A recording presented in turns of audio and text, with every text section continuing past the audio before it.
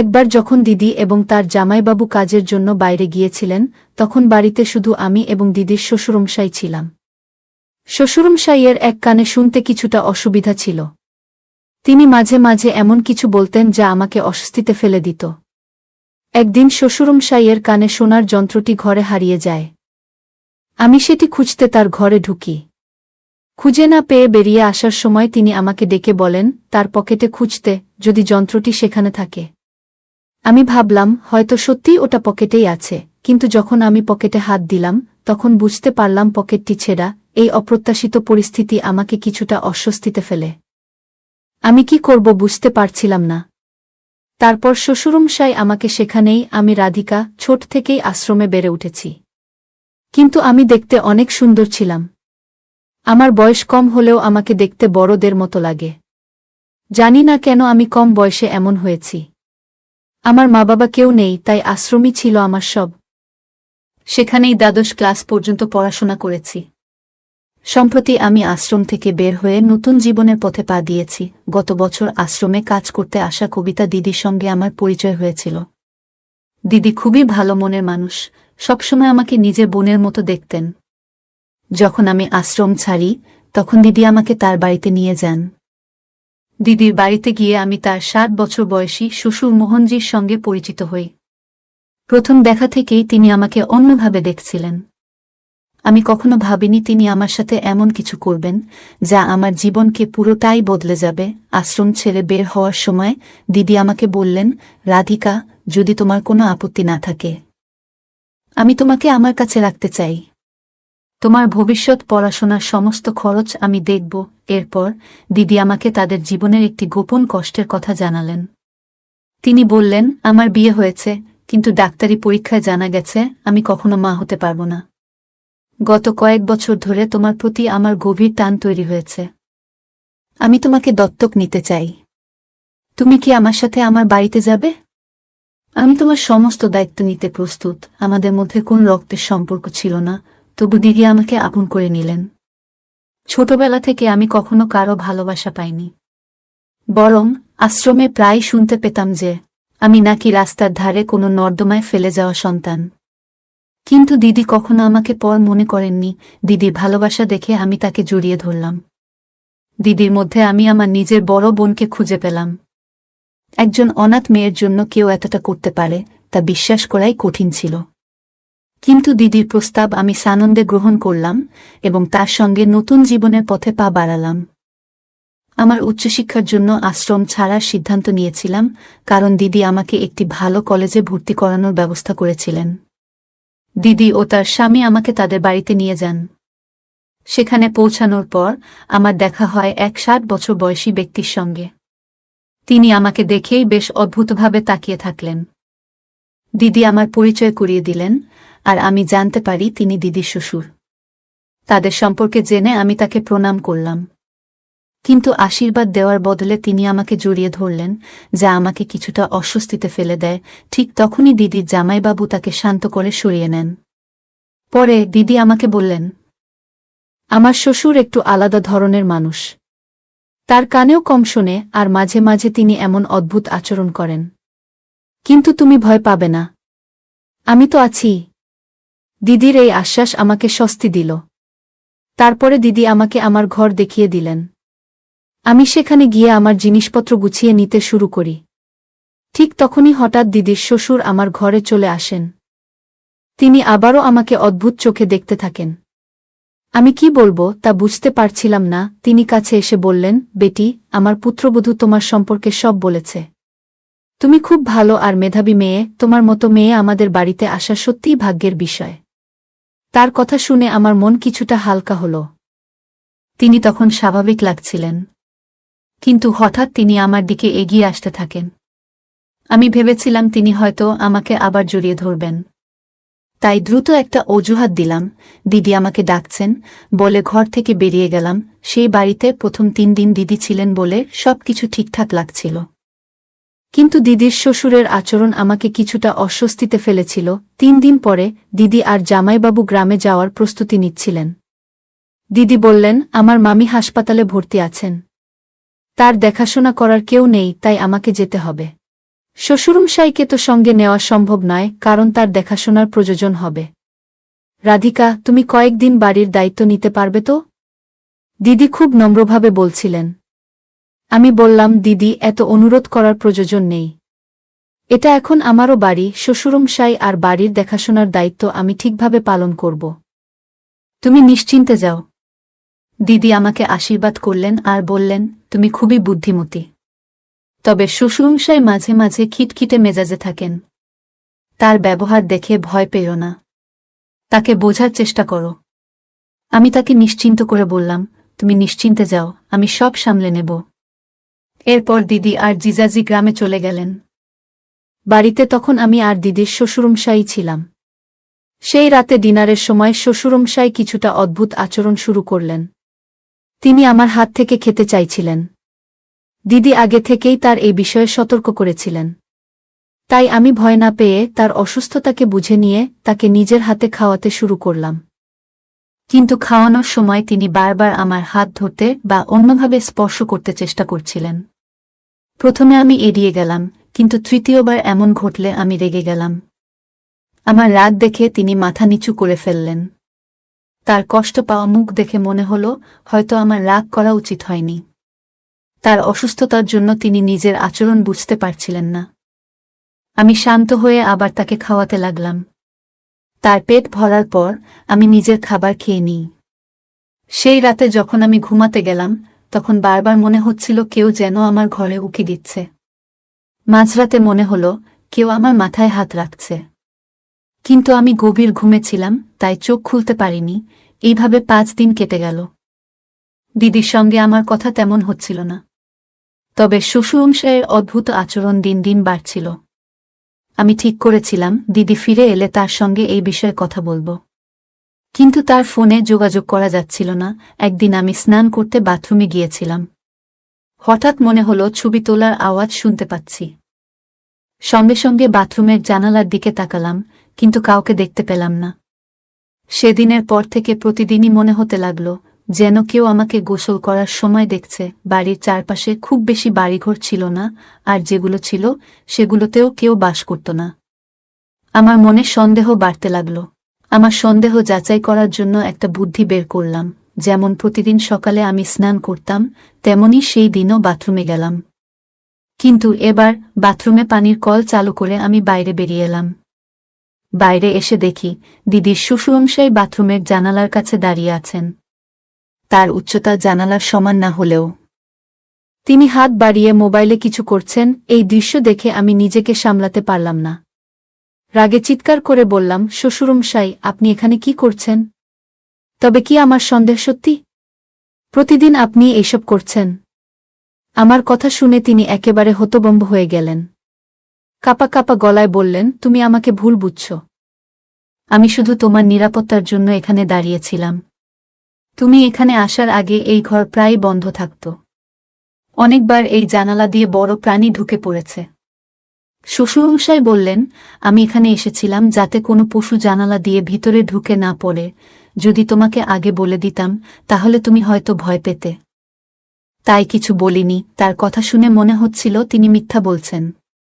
যদি এখানে সত্যিই বড় পশু আসত, তবে তিনি জানালার কাছে কিভাবে দাঁড়িয়ে থাকতে পারলেন?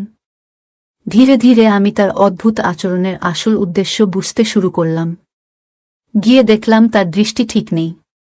যদিও আমার প্রচণ্ড রাগ হচ্ছিল, কিন্তু তিনি নিজের কাজের সাফাই দিতে ব্যস্ত ছিলেন। রাগে আমি সরাসরি নিজের ঘরে চলে গেলাম। ঘরে গিয়েই দিদিকে ফোন করার চেষ্টা করলাম, কিন্তু তার ফোন লাগছিল না। শ্বশুরমশাইয়ের ব্যবহার আমাকে ক্রমশ অস্থির করে তুলছিল। সেই দিন আমি সারা দিন ঘর থেকে এক পাও বাইরে বেরোলাম না। এমনকি তিনি খেয়েছেন কিনা তাও জানার চেষ্টা করিনি। রাতে হঠাৎ শ্বশুরমশাই আমার দরজায় কড়া নাড়তে শুরু করলেন, কিন্তু আমি দরজা খোলার সাহস করলাম না। আচমকা বাইরে থেকে দিদির গলা শোনার মতো লাগল। তার গলা শুনে দরজা খুললাম। বাইরে গিয়ে দেখি দিদির গলার আওয়াজ আসছে শ্বশুরমশাইয়ের মোবাইলের স্পিকার থেকে। তিনি দিদিকে ফোন করেছিলেন এবং স্পিকারে রেখেছিলেন। আমি সঙ্গে সঙ্গে তার কাছ থেকে মোবাইল কেড়ে নিলাম এবং দিদির সঙ্গে কথা বলতে শুরু করলাম। সবকিছু খুলে বললাম দিদিকে, বিশেষ করে সকালে যা ঘটেছে। দিদি বললেন, রাধিকা, তুমি অকারণে শ্বশুরমশাইয়ের বিষয়ে খারাপ ভাবছ। তিনি যা করেছেন তা শুধু তোমার ভালোর জন্য। দিদি বললেন, তুমি অযথা শ্বশুরমশাইয়ের উপর রাগ করো না। তিনি যা বলছেন সেটা সত্যি হতে পারে। সেই বাথরুমে সত্যিই কোনো পশু ঢুকে যেতে পারে। আমি তোমাকে আগেই বলেছি যে উনি একটু অসুস্থ এবং অদ্ভুত আচরণ করেন। আমি বললাম, ঠিক আছে, আমি আর কিছু বলবো না। কিন্তু তুমি কবে বাড়ি ফিরছ? আমার কলেজে ভর্তি হওয়ার কাজ এখনো বাকি। সেটা কখন করবে? দিদি বললেন, এখনো ভর্তি হতে অনেক সময় আছে। তার আগেই আমি বাড়ি ফিরে আসব। তবে ততদিন তুমি শ্বশুরমশাইয়ের ভালো করে দেখাশোনা করবে। আমি আবারও দিদির কথা মেনে নেওয়ার প্রতিশ্রুতি দিলাম। মনে হচ্ছিল প্রতিবারই দিদি আমাকে এই পরিস্থিতিতে ফেলে যাচ্ছেন। পরের দিন সকালে নাশতার পর শ্বশুরমশাই বাড়ি থেকে বেরিয়ে গেলেন। আমি তার কোথায় যাচ্ছেন তা জিজ্ঞেস করিনি। কিছু সময় নিজের কাজ নিয়ে ব্যস্ত থাকলাম এবং ভাবলাম দিনটা শান্তিপূর্ণ কাটবে। বিকেলে শ্বশুরমশাই বাড়ি ফিরে আসার পর আমার হাতে একটি চকচকে পোশাক ধরিয়ে দিয়ে বললেন, এই পোশাকটি পরে সাজগোজ করো। আমি স্পষ্টভাবে তাকে না বলে দিলাম। এরপর তিনি দিদিকে ফোন করলেন। সাধারণত দিদি এত তাড়াতাড়ি ফোন ধরে না, কিন্তু সেদিন শ্বশুরমশাই ফোনটি আমাকে দিয়ে বললেন, দিদির সঙ্গে কথা বলো। ফোনে দিদির কান্নার শব্দ শুনে আমি অবাক হয়ে গেলাম। তিনি বললেন, রাধিকা, আজ মনে হচ্ছে তোমাকে বাড়িতে নিয়ে এসে আমি বড় ভুল করেছি। আমি তোমাকে বোনের মতো ভালোবেসেছি, ভালো জীবন দেওয়ার জন্য এই বাড়িতে এনেছি। কিন্তু আজ তোমার জন্য আমার নিজের অবস্থানই টলমল হয়ে গেছে। আমি হতবাক হয়ে জিজ্ঞেস করলাম, দিদি, কি হয়েছে? আমি কি করেছি যার জন্য তুমি আমাকে এভাবে দোষ দিচ্ছ? দিদি বললেন, আমার শ্বশুর খুব রাগী মানুষ। তার কোনো কথা না মানলে তিনি সঙ্গে সঙ্গে রেগে যান। আমি শুনেছি তুমি নাকি তাকে অনেক সময় পাল্টা উত্তর দিচ্ছ। তার জন্য তিনি আমার উপর খুব ক্ষুব্ধ। যদি তুমি সত্যিই আমাকে বোন বলে মনে করো, তবে আজ থেকে তুমি তার সঙ্গে আর তর্ক করবে না। মনে রেখো, তোমার কারণে যদি আমাকে এই বাড়ি থেকে বের করে দেওয়া হয়, সেটা আমার পক্ষে মেনে নেওয়া সম্ভব হবে না। আজ তার জন্মদিন, তিনি যা বলবেন তা মেনে চলো। দিদির কথা শুনে আমি রাজি হলাম। তিনি আমাকে আশ্রয় দিয়েছেন, তাকে বিপদে ফেলতে চাইনি।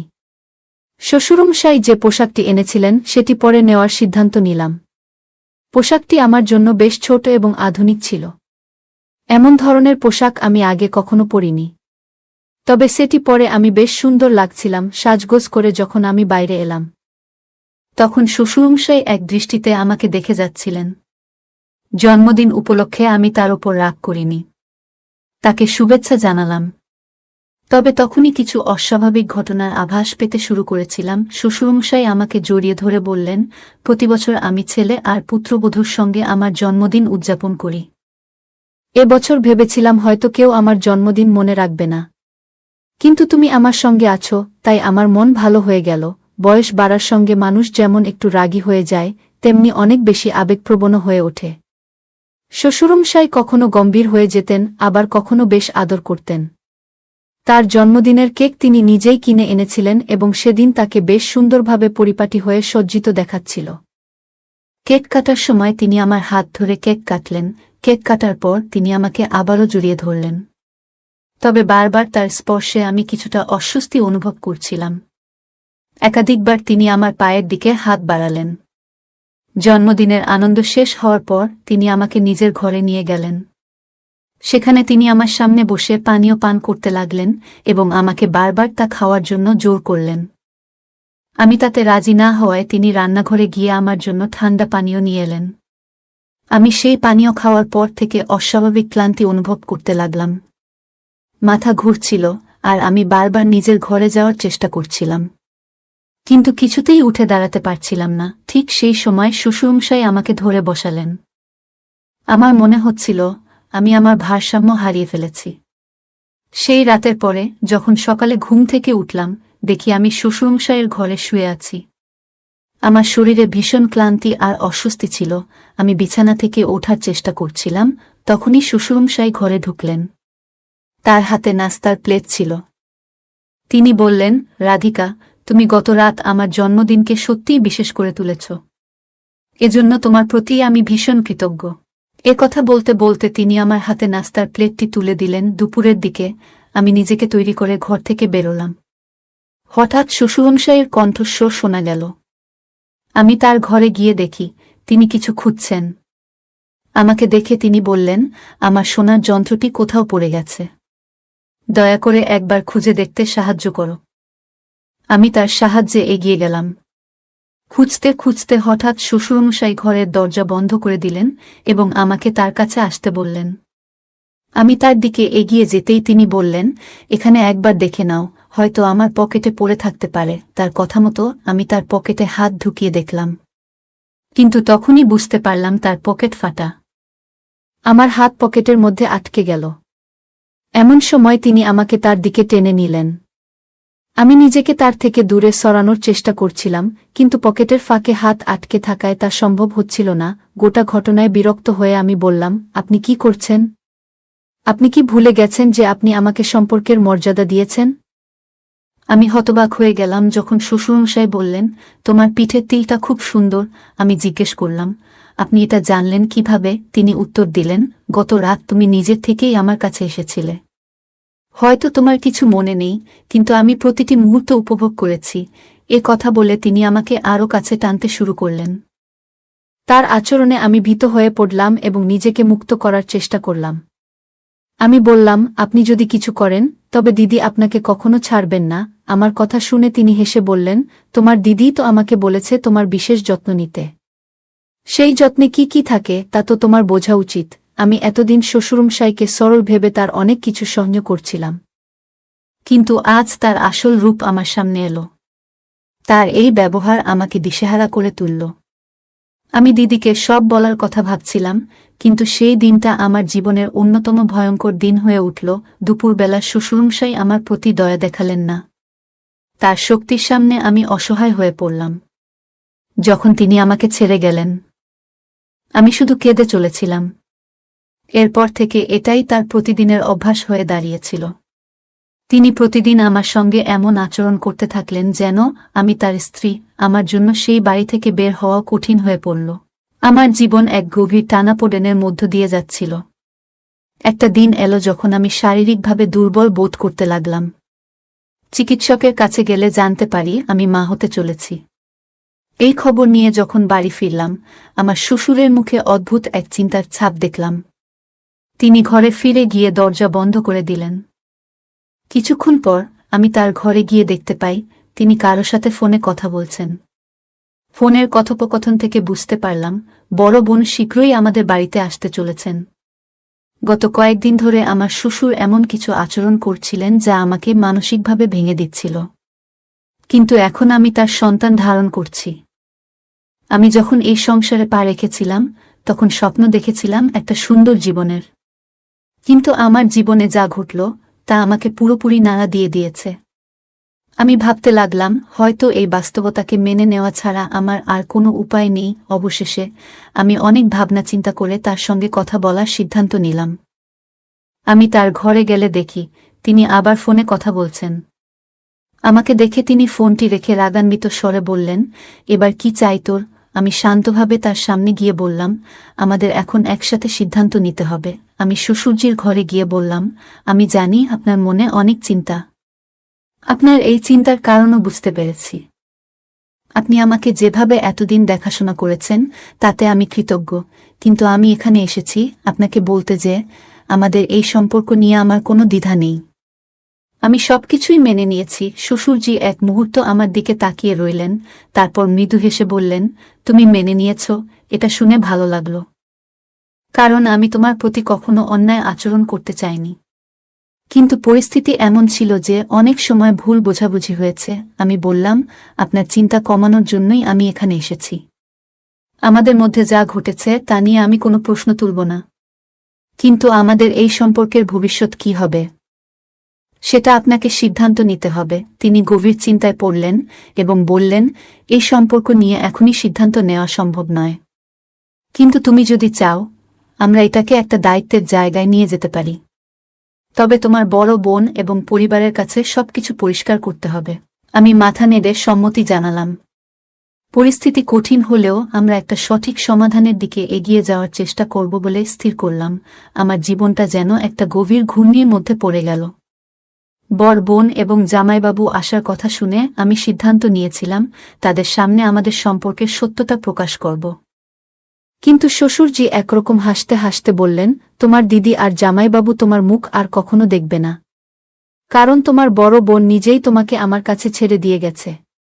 এর বদলে সে আমার কাছ থেকে মোটা অঙ্কের টাকা নিয়েছে।